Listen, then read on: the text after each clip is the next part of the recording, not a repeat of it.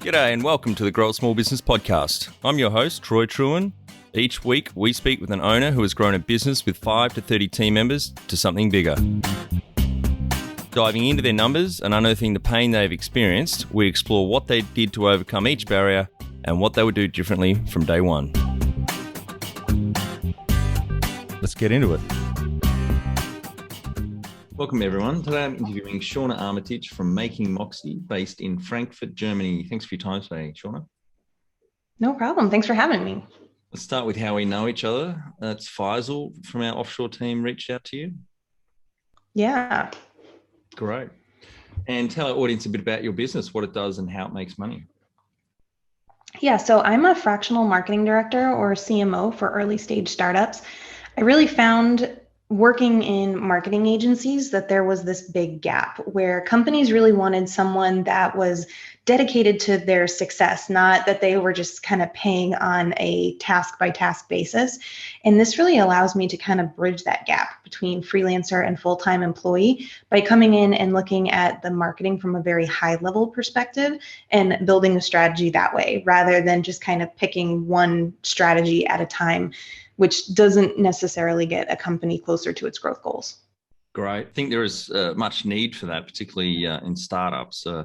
The part-time C-suite or, the chief financial officer is another one, another role. Yeah, that's a big one. Yeah, and to have that experience and someone, whether it's CFO or CMO, the experience and that high-level strategy thinking there to really propel the business, I think is a great move for people that can have someone in that role 1 or 2 days a week. Yeah, absolutely. I think the fractional is a really big step that companies should be using, but they're not using. You see it more for like a CTO or a CFO. And usually they're looking at like marketing agencies and freelancers to kind of piece things together. So I think the fractional marketing is a big step. Yeah. And what kind of fractions of time do you normally work with startups? Is it like half days, 1 day a week or 2? So I actually have a really unique setup in that I don't set times on it like that. Yeah. I want my clients to feel like they have the full-time marketing director. So instead of saying, you've got this many hours, it's dedicated on this day or that day, what we really do is we work more on a project basis, on a time basis. Like these are the next 3 projects or strategies that we need to execute on to kind of take things to the next level or move ourselves forward. So, this is what we're going to accomplish this week. And that's how I like to really kind of change the focus. Yeah, great. And do you work on a retainer basis mainly or hourly? Yeah, it's just it's a flat monthly retainer. And I don't do contracts. I find that one thing, especially for bootstrap startups, is really tough is you just met someone, you think it's a great fit, but you don't really know them. Yeah. And they've all had these bad experiences where they've signed up with somebody for 3 months or 6 months and got locked into paying. And then halfway through realized that it is just not working. It's not a good culture fit. So I end up working with a lot of my clients long-term, but just the fact that there's no set amount of time that they're stuck with me makes it a much more positive work environment. Yeah, you back yourself so you're going to deliver great value to them and outcomes and the experience, and they'll want to stick with you. Yeah, absolutely. How did you start out? It's a funny story how I started out, actually, because I went to college to become a teacher. And then horrible test taker, failed my teacher exams and ended up going back to school. That's a bit ironic. Yes, horrible test taker. And I went back a couple years later for professional writing. And when I graduated, this was right around the time when the economy was tanking again in the US. And I couldn't even get anyone to look at my resume, much less give me an interview. And a family member suggested that I look into virtual assisting. So it was Elance at the time. I started taking small gigs on Elance and realized that this was just a much better fit for me, and eventually got a full-time job through Elance working for a company as the director of digital content. Now, I've always been a good writer. I had that background in writing, that training, but I didn't know anything about marketing, and I didn't really realize what bigger role my writing was playing for these companies that I was doing the writing for. So it was a really great mentorship experience. I learned a lot, and I really took to everything marketing, especially on the strategy side of it. So, I kept working on different freelance jobs. And then my original mentor a few years later asked me to come on as his number two in his company. I was super excited. This was my dream job. It was going to be, forever. And within a couple of months, it just fell apart. It was just that agency model where it was like, sign the next invoice, sign the next invoice. And the people who were already paying us weren't really being taken care of well. And that didn't sit right with me. So I addressed it, and I got myself fired as a result. Said that I wasn't a good culture fit. Yeah.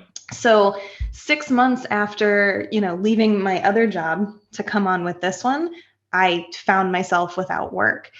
And it was really tough, but honestly, it ended up being the best thing for me, because I realized that there was a better way to offer these services. There's a way that just felt more ethical and more in alignment with how I wanted to work. So I figured I'm just going to start it myself and see if this is something that people really want. And it turns out that it is. Right. And what year was that you finally decided to make that jump? 2017. Great. And we're about 4 years in. 4 years in. And how old were you then? How old was I then? I think, God, is that bad? I don't know how old I am now. Once you pass 26 and like you can start to rent cars, like the age doesn't matter anymore. It was a couple weeks before my 30th birthday, actually. Mm-hmm. Great. And do you have any key numbers you can share to illustrate the growth of the business over the 4 years? I mean, there's definitely revenue numbers. The first year I made like no money. The first year I had clients, but also just my other expenses. There was no like profit in it. Yep. I had 3 kids at the time. I have 4 now. So the money that I was making was pretty much just covering my childcare and nothing else. So the first year I had like 2 or 3 clients and maybe some like one-off like hourly consulting, where I would go over strategy with them.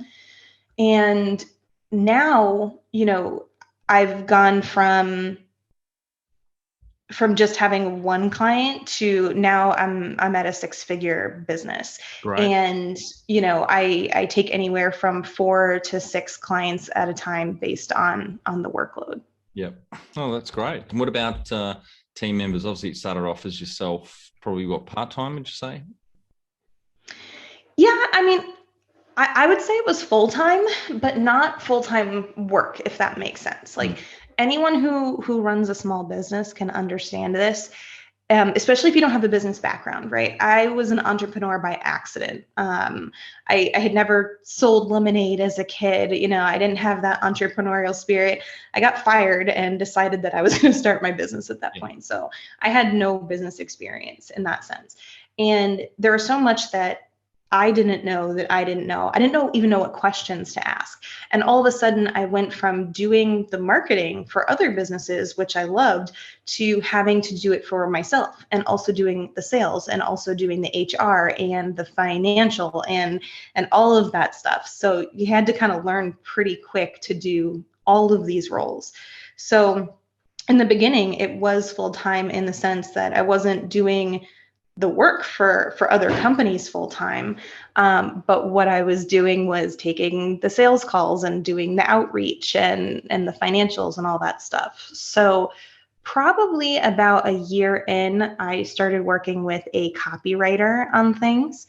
And now I have 2 marketing assistants.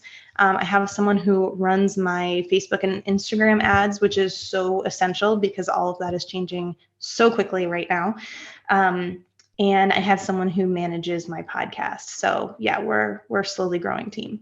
Oh, great. So full-time equivalent now would be around 4 or 5? 4 or 5 team Full-time. members, or Yeah, full-time team members. nope, everybody is part-time team members at this point. Yep. Great. And when was the moment you felt like you had succeeded?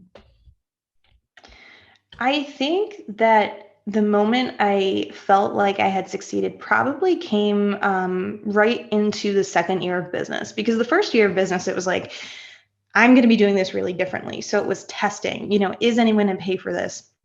And I had some clients, but it was slow moving. And then in the second year of business, somebody had come to me in a co-working space, and it was a healthcare startup, and they wanted help with marketing.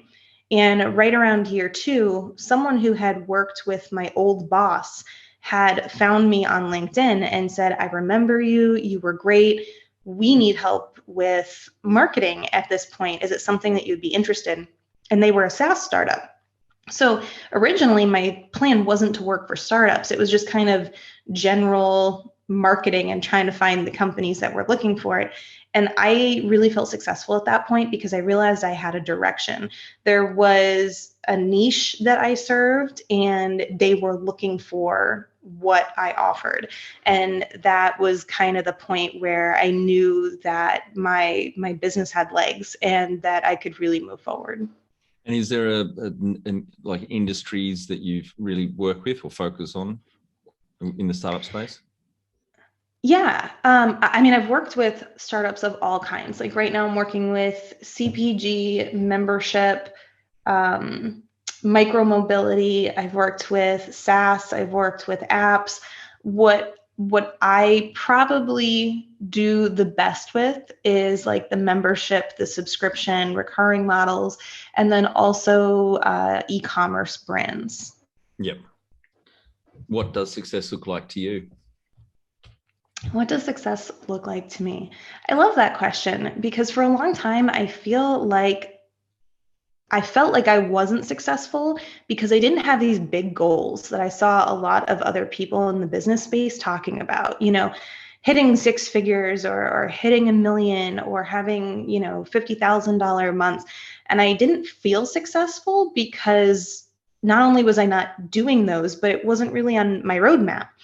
And I realized that it's just because I measure success differently. Like, yes, I want to see the numbers, and yes, I want to move the business forward. But success for me is really just having this business that I love, because a lot of people don't get to do jobs that they like because they have to pay the bills. And having the freedom to take on the clients that only the clients that I want to work with, only clients that I feel passionate about, and being able to actually have a work-life balance. Like I said, I've got 4 kids, so that's really important in my world. Wow. Back in the day when I was waiting tables, work-life balance didn't seem like something that was achievable, and now it is. Yeah, great. And number one thing you'd recommend to marketing a fast-growing business? This is certainly something we should spend some time on.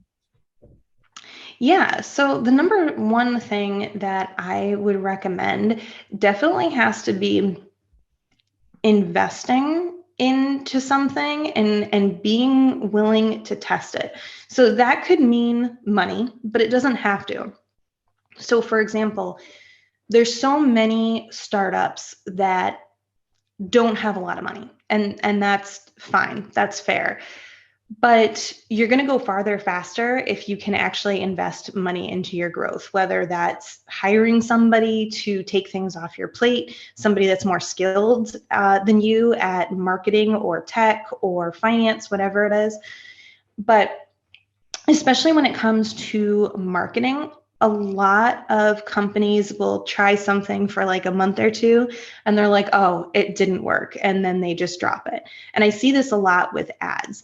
They're like, well, we spent $500 and we didn't have a positive ROAS, so we're done.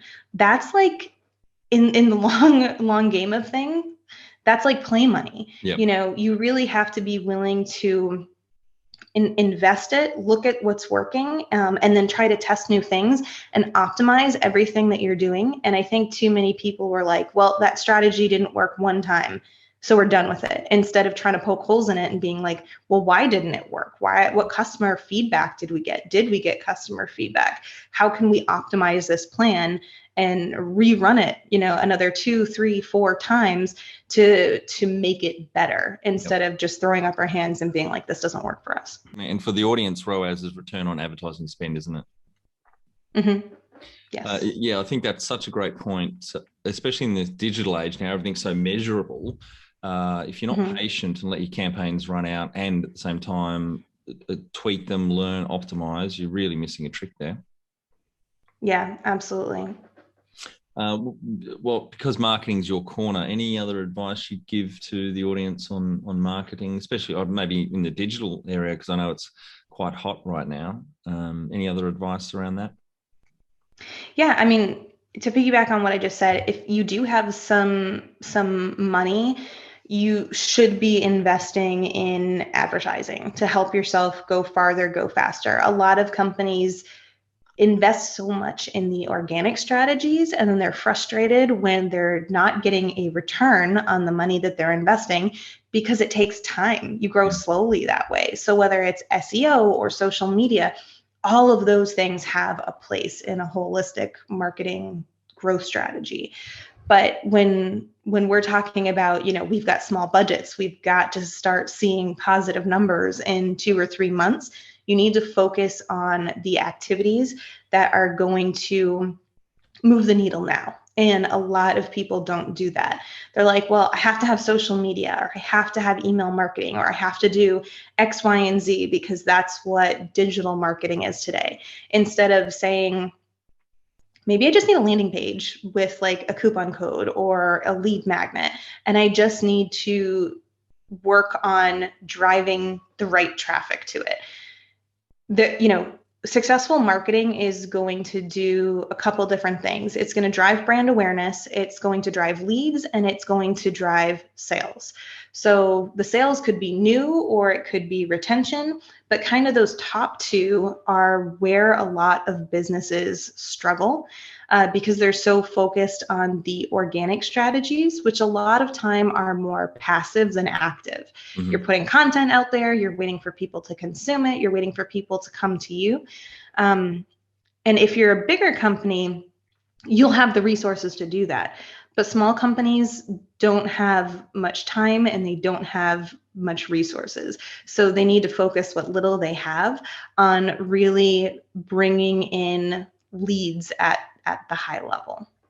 And I think that's something, say after the GFC, or when there's economic crises on, that a lot of businesses cut their marketing spending, when actually the ones that come out of those times really strong and ahead of the game, they actually double down. They invest more in marketing in those times, rather than looking at it as an easy line item to start slashing. Yeah, because if you don't have, at a very high level, marketing is very much about brand awareness. And if people don't know that your brand exists, they can't buy from you. It's really, really that simple. So if you're cutting marketing because, the economy is going down and you have to find somewhere to cut, you're really kind of cutting yourself off at the knees, because if you're not getting in front of new customers, if you're not getting in front of the people who are ultimately going to buy from you, then you're not going to be able to keep up and generate that revenue that you need to stay afloat. Yeah, it's a death spiral. And what's your opinion on SEO these days? Do you think it's still relevant and something, it's business dependent, but you still think can be quite powerful in marketing? I think that it's relevant. I think that it's very, very dependent on what your business is and what your goals are. So, I'll say for somebody like me that's in marketing, where I work with people all over the US specifically, there's so many marketing gurus out there that have been working on their content for years. It's going to be near impossible for me to really, break in, get anything on the first page to drive traffic. Not completely impossible, but it's going to be a lot of work, where my kind of lead generation efforts are probably better used elsewhere. Yep.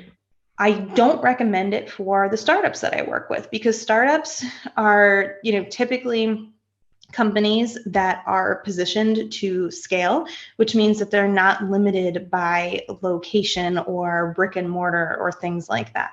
So they are, like I said, e-commerce or SaaS, they have to be able to reach a lot of people and do it quickly. So SEO is not a quick thing. It takes months and months and months just to kind of get going, and it can be expensive, which a lot of startups don't have the money to invest in it. So for them, it's usually not the best bet. They can get brand awareness and they can bring in leads much more successfully on other channels. However, if you are a small business where you are a brick and mortar and you are location dependent, it can be really valuable, because if somebody is looking for something in their area, you absolutely want to show up on that search, because asking Google questions for recommendations is probably the easiest way for them to find a new business close by them. Yeah. And I love Google My Business for bricks and mortar businesses. It's a wonderful marketing and advertising tool. Yeah, absolutely. How did you fund your business? How did I fund my business? Yep. I didn't really. So that's kind of the advantage that I have as a service-based business, is that there's not a lot of overhead. I'm not producing products. I didn't have to have a space to sell. I didn't have rent. I already had my computer. I already had my skill set. Yep. Internet. We all have internet at home. The first couple of things that I had to do, I just took out of what I had in savings, but it was really minimal. So I got my domain, just like $15. Yeah. I got a website, which was like, another $100. I got my LLC. So that was just a few hundred. It actually wasn't terrible. I think I used LegalZoom. Yeah. And I ended up changing it a few months later, but just kind of that original business protection. So until I had income, I was automatically at an advantage in that sense, being a service-based business, because there was next to no overhead to launch. I know most businesses are not like that. Yeah, that's right. If you were to start up today with plenty of funding, would you go into your industry?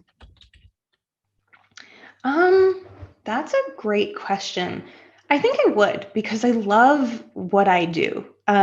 It's one of those things that I'm just really passionate about it. I wouldn't want to do anything different. That being said, now having spent this time in the startup world, I love everything about startups, from just like the scrappiness to being innovative to bringing something new to market. So if I had a lot of funding, I would probably want to spend more time building a different kind of business, still doing the marketing for it, but maybe a different kind of business versus the service-based business. Can you outline the most stressful point in your small business growth journey so our audience can learn from it? Yeah, I mean, I can identify 2 points that were really stressful. The first one was just launching the business, because that wasn't my intention. I had a salary. I was working for a company, and then all of a sudden it was gone. So just launching the business, not really seeing myself as an entrepreneur or necessarily seeing that as my direction in life was stressful. And the first thing that I did was just start to learn all the things that I didn't know about being a business owner. Google was my friend at that point, right? Where are my clients? What financial protections, what legal protections do I need for my business? Putting all of those things in place. And just really talking to people who had already been there. So taking people out to lunch, getting whatever little bits of mentorship I could, really helped me grow, which was amazing. I think the second point that was really tough, and this is probably gonna be a generic answer because everybody has had this, is when COVID hit, because everybody panicked, and I had nearly a full roster of clients and they all dropped except one.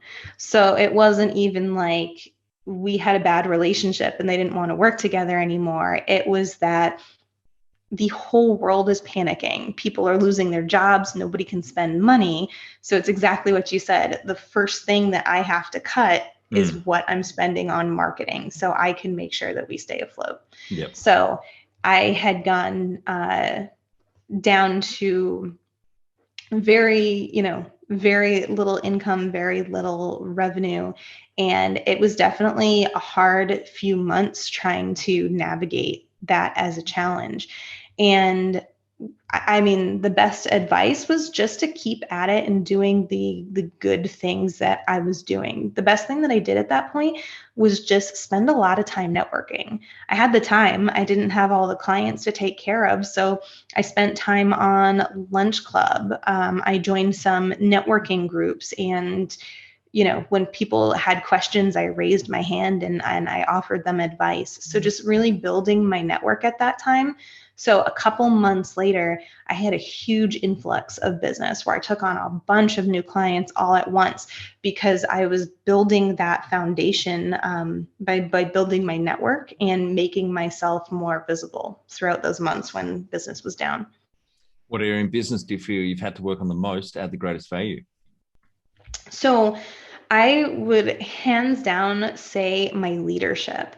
I am really passionate about what I do. I'm a really opinionated person. Any of my clients can attest that, when I walk in, I like to run the show. So being a one woman show has always suited me, but that doesn't scale.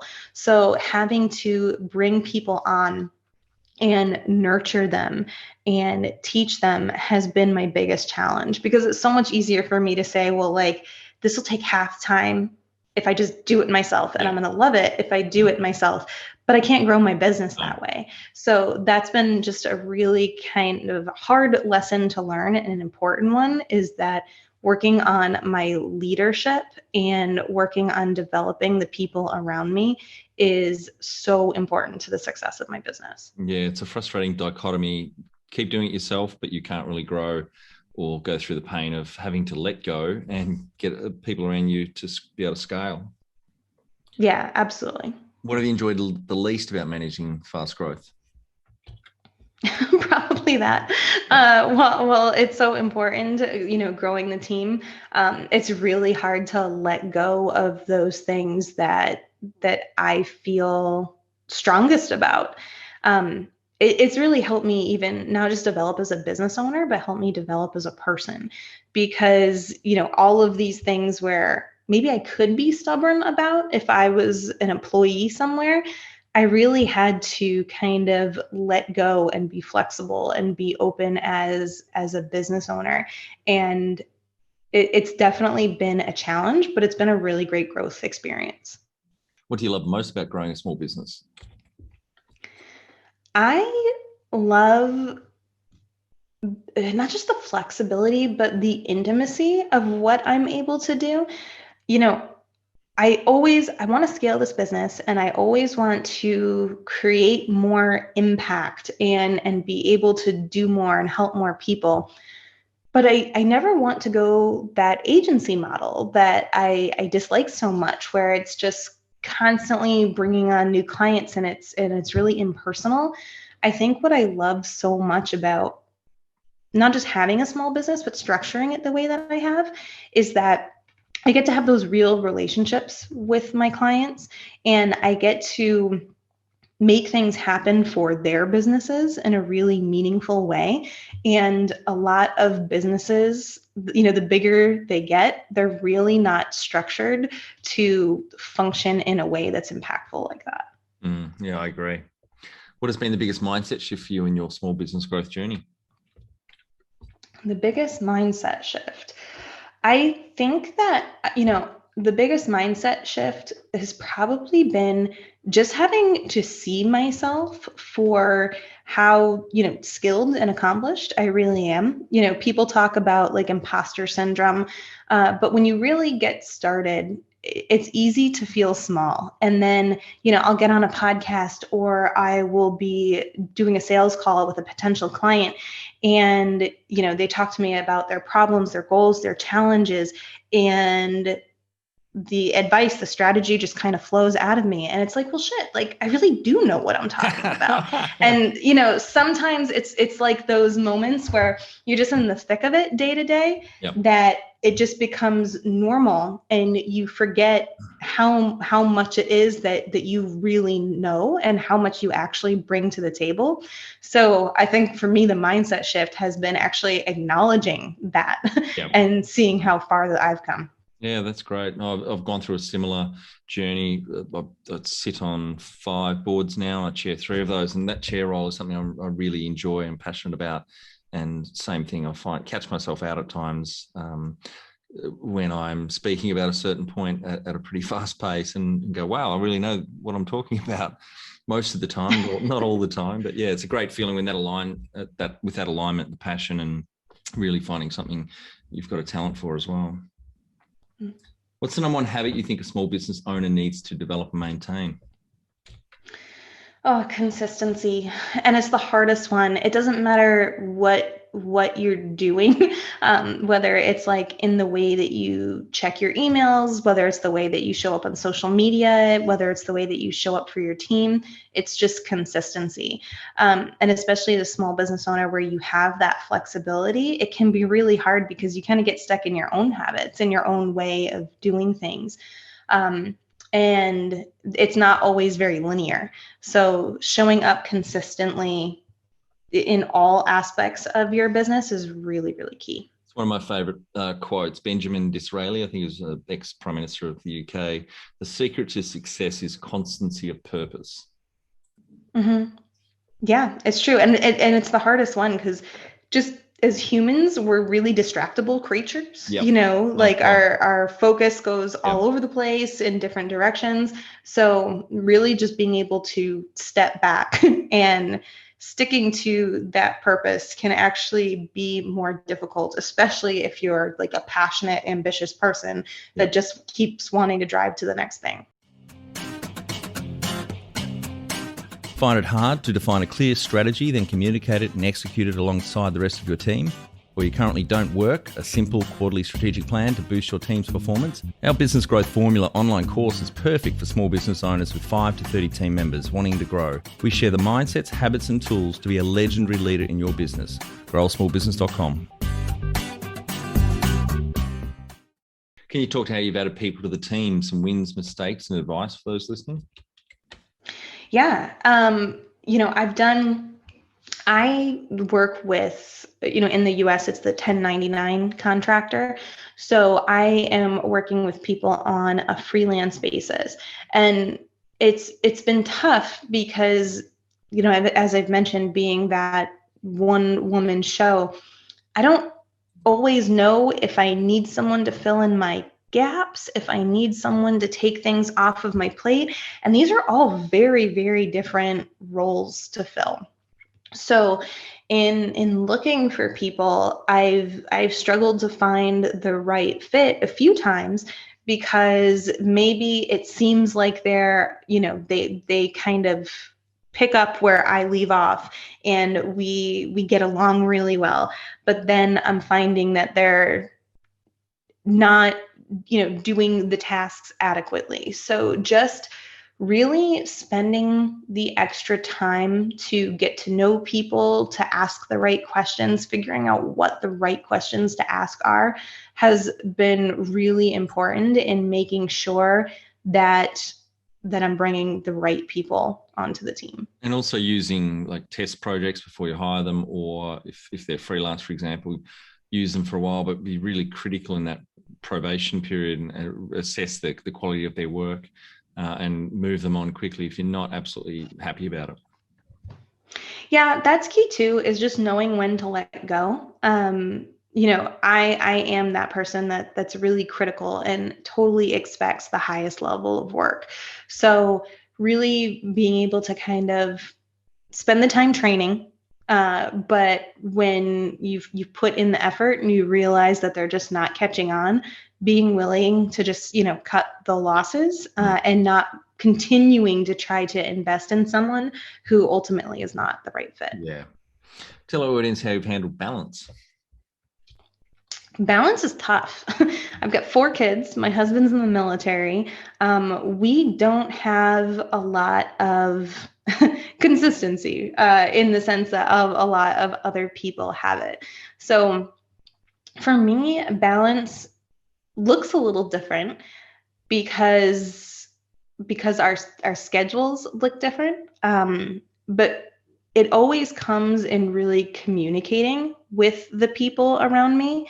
It's very much about communication. Like, we can't have the balance in the sense that today, I always drop the kids off and my husband always picks them up, and I do this around the house and he does that around the house. He travels for work. So like he's in the military. There could be times that he's gone for a few weeks at a time. So in kind of just communicating and making sure that I am stepping away from work and that I am giving my attention, especially just to the people that matter in my life in a really meaningful way, is how I create balance in my life. How much professional development have you invested in yourself? I think professional development can look different. So I have done courses, and that could be from, buying that $27 course online to, I got my women's entrepreneurship certificate from Cornell. Actually, the course started the day after I gave birth to my 4th child. So I was doing my coursework from my hospital bed. So, doing those kinds of things, or just, it could be constantly just like reading articles, making sure that you're up to date with what's going on in your industry.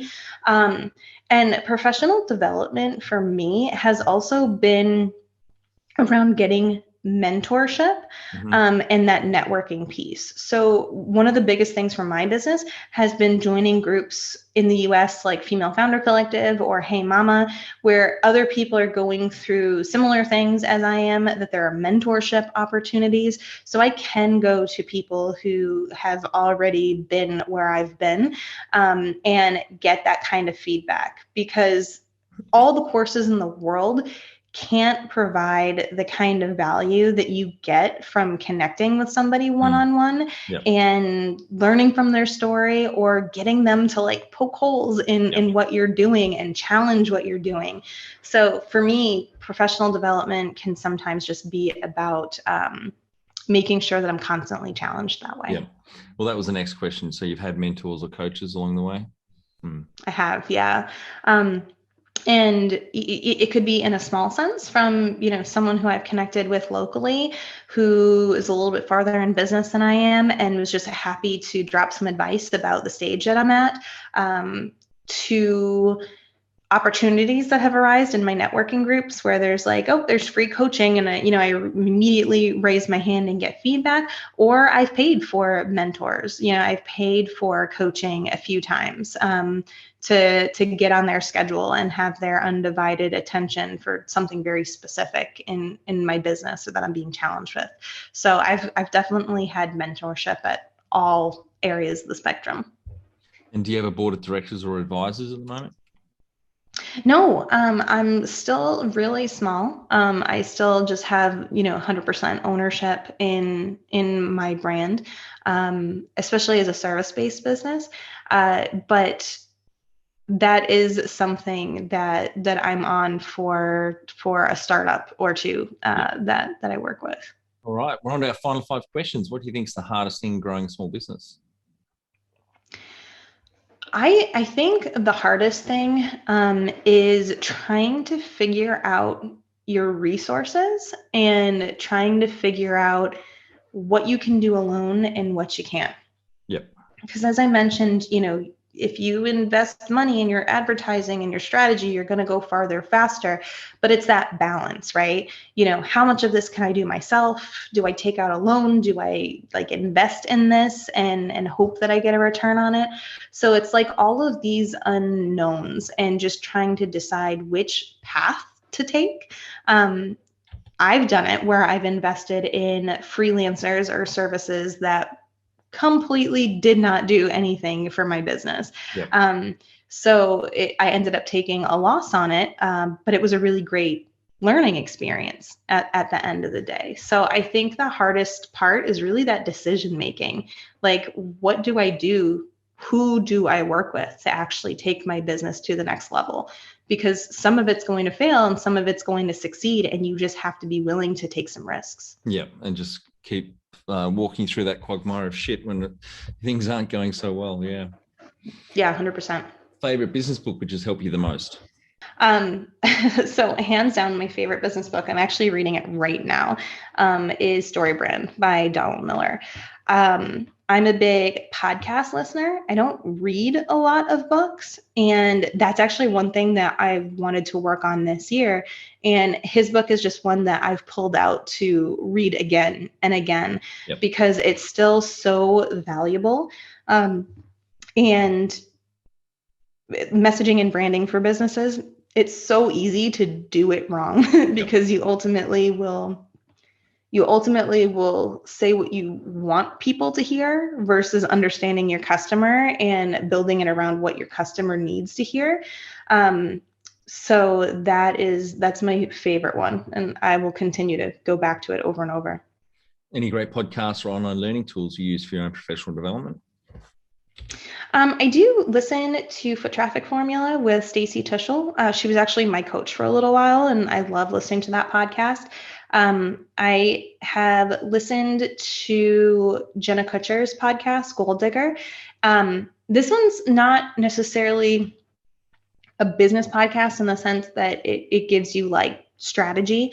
But probably my favorite podcast is How I Built This with Guy Raz. Yep. I think that it's so powerful hearing the founders' stories, and you do kind of inadvertently learn about things that worked for them or strategies that they employed, or just the behind the scenes things that you see these huge companies and it seems like impossible that you can grow that way. But when you learn the real stories or you see the mistakes that they've made, it makes it more human. And there's just a lot to learn from hearing about other people's journeys. Yeah, that is a great podcast, and a lot of guests do mention that one.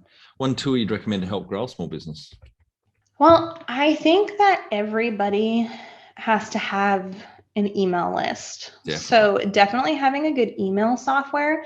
I will say that in terms of growing, I think a project management software is key, because it's one thing when it's just you, but as you bring on a team and as you start to grow, you have to be able to understand who's working on what and when. People have to be accountable to deadlines, and ClickUp is my favorite. I've worked with Asana, Trello, Basecamp, just like a million different softwares. But ClickUp has been the most effective one so far. Yeah, because I've been looking at Basecamp recently. I'm not a huge fan of Trello or Asana, but ClickUp, I haven't heard of that before, so I will check that one out. Yeah, the functionality is fantastic. Yep.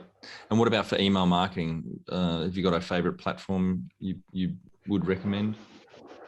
Yeah, so this is another one that's like really dependent on what your business goals are, because they're not all created equal, and they're not actually all created for the same types of businesses.